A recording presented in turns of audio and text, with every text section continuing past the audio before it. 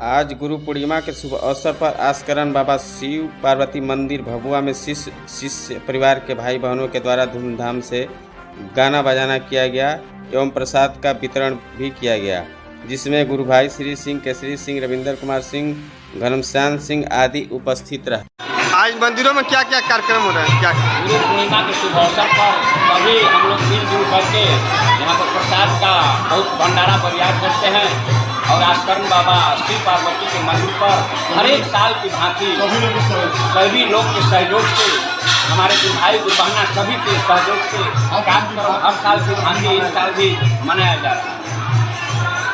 कहाँ पे है? कौन सा स्थान है? Ward number 6। कौन सा मंदिर?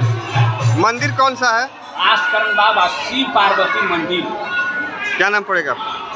क्या नाम आपका पड़ेगा? श्री सिंह।